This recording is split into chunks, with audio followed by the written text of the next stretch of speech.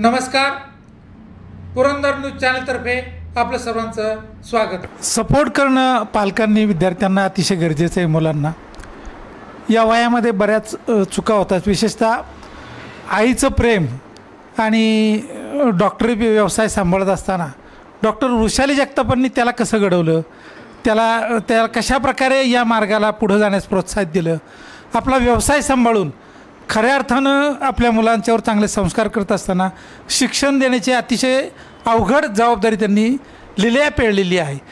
Doctor, तुमचं काय मत आहे, त्यांनी भविष्यात काय करावं? MBBS डॉक्टर होणं ही अतिशय जिद्दीची आणि अतिशय कष्टाची गोष्ट आहे आणि ती त्यानं आता साध्य केलेली आहे. तर माझं अशी इच्छा आहे की त्यानं सरदार गोदाजीराव जगताप इन्स्टिट्यूट ऑफ मेडिकल सायन्सचं मोठं हॉस्पिटल, कॅन्सर इन्स्टिट्यूट किंवा समाजाला उपयोगी पडेल अशा अजून मोठ्या संस्था स्थापन करावं, मेडिकल कॉलेज करावं. त्यांना आता एकदा ही ग्रॅज्युएशन ही डिग्री आपण दिलेली आहे. आता त्याचे वडील म्हणतात तसं स्काय इज द लिमिट. तुम्ही मेडिकल कॉलेज काढा, कॅन्सर इन्स्टिट्यूट काढा किंवा सासवडमध्ये टर्शरी केअर सेंटर नाही आहे तर सगळ्यात मोठं हॉस्पिटल सरदार गोदाजीराव जगताप इन्स्टिट्यूट या संस्थेतर्फे व्हावं अशी माझी इच्छा आहे. अतिशय भविष्यकाळातली एक अतिशय चांगली योजना डॉक्टर वृषाली जगताप यांनी सांगितलेली आहे. ज्या परिसरामध्ये आपण जन्मलो, ज्या परिसरात आपण ज्या नागरिकांशी आपली एक सामाजिक बांधिलकी आहे आणि विशेषतः पुरंदर मेडिकल असोसिएशनच्या अध्यक्ष या नात्याने खऱ्या अर्थाने त्यांनी या ग्रामीण भागाच्या नागरिकांची काळजी घेण्यासाठी भविष्य वर्तवलेलं आहे. डॉक्टर वैभव, आता ही जबाबदारी आता तुझ्यावर आलेली आहे. तुला तुझ्या यशाचं श्रेय तू कुणाला देतोस आणि तुला स्वतःची इच्छा काय आहे? तुला डॉक्टर व्हायचं स्वतः मनापासून इच्छा होती किंवा आणखी भविष्यात तुझ्या मनात काय कल्पना आहेत का? UPSC MPSC थ्रू कुठं सर्व्हिस करायची अशी इच्छा आहे का प्रॅक्टिस करायची इच्छा आहे? सर्वप्रथम मला म्हणायचं आहे की it is very difficult to be a son of a genius dad. तर त्याची पहिली पायरी म्हणजे मी आज MBBS पास झालो.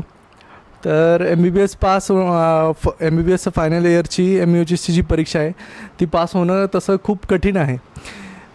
तरी मी पहिली पायरी ती मी चढलो.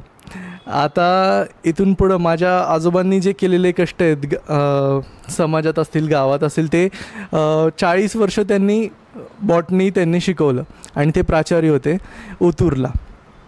तर त्यांचे कष्ट असतील, ते लहानपणापासून म्हणत असतील की बाळा तू मोठं काहीतरी करायला पाहिजे समाजासाठी. आईवडिलांनी कधीच कुठलं प्रेशर टाकलं नाही की तू बाबा डॉक्टर हो की इंजिनियर हो किंवा काय हो. मला म्हटलं होते तुला 10वी झाल्यावर तुला जे करायचं ते कर, तू आर्टिस्ट बन, तू खेळाडू बन, तुला जे करायचं ते कर. पण लहानपणापासून मी जे बघितलं, जे घरात सगळं चाललं होतं, माझे चुलते असतील, आईवडील असतील, माझे काका काकी, आत्या असेल माझी किंवा मावशी असेल, सगळेच डॉक्टर असल्यामुळं मला या क्षेत्राचं फार वेड होतं. आणि ते मी 10वी झाल्यावर मग मी निर्णय घेतला की मला मेडिकल क्षेत्रातच पुढं जायचं आहे. आणि मग मी 12वीची परीक्षा झाल्यानंतर नीटची परीक्षा दिली. नीटच्या परीक्षेत पहिल्या वेळेस थोडे कमी मार्क आले आणि कमी मार्क आल्यानंतर मग मी विचारलं की आता बाबा काय करायचं? तर बाबा म्हटले तुला काय करायचं आहे? म्हटलं मला परत द्यायची परीक्षा. तर परत परीक्षा देणं हे ॲक्च्युली माझ्या मित्रांमध्ये असेल किंवा सासवडमध्ये पण असेल की मी असं परत कुणी परीक्षा दिलीच नव्हती. असं परत रिपीट ह्या गोष्टीला घाबरत होती लोक. मी सुद्धा स्वतः खूप घाबरत होतो. पण दादानी, पप्पांनी आणि आईनी खूप साथ दिला मला. रिपीटमध्ये काही कुठल्या प्रकारचा स्ट्रेस येऊन दिला नाही. मला समाजापासून सुद्धा प्रोटेक्ट केलं आणि मला घरातल्यांपासून पण प्रोटेक्ट केलं की बाबा लोक बोलत असतील तर आईवडील म्हणायचे त्याला करायचं त्याला करू दे, तो करेल चांगला. असं करून त्यांनी मला खूप प्रोत्साहन दिलं आणि एकदम चांगल्या प्रकारे मग MBBSला मला ॲडमिशन मिळालं. चांगल्या इन्स्टिट्यूटमध्ये, निशिकांत दादा भोसले पाटलांच्या इन्स्टिट्यूटमध्ये मी MBBS शिकलो. निशिकांत दादांनीसुद्धा साधारण 100 एकरचा माझा कॅम्पस आहे. त्यांनीसुद्धा एवढ्या मोठ्या ह्याच्यावर त्यांनी कॉलेज बांधलेलं आहे. आता PGचे 56 सीट्स आहेत माझ्या कॉलेजमध्ये, प्रकाश इन्स्टिट्यूट ऑफ मेडिकल सायन्समध्ये. अशा प्रकारे त्यांनीसुद्धा मला संधी दिली की मी या समाजाचं काहीतरी बनेल असं करून त्यांनी मला सगळ्यांनी संधी दिली. Yes, thank you sir. सासवडमध्ये जगताप समाजाला फार मोठा ऐतिहासिक, सांस्कृतिक, राजकीय वारसा आहे आणि शैक्षणिक वारसा देखील मोठा लाभलेला आहे. समाजामध्ये जे काही त्रुटी होत्या, तूट होती, जो बॅकलॉग होता, तो या एकाच कुटुंबाने मोठा भरून काढलेला आहे आणि ही खरी गरज होती. शिक्षण आयुष्यात क्रांती होती, समाजात क्रांती होती, देश पुढे घडवला जातो.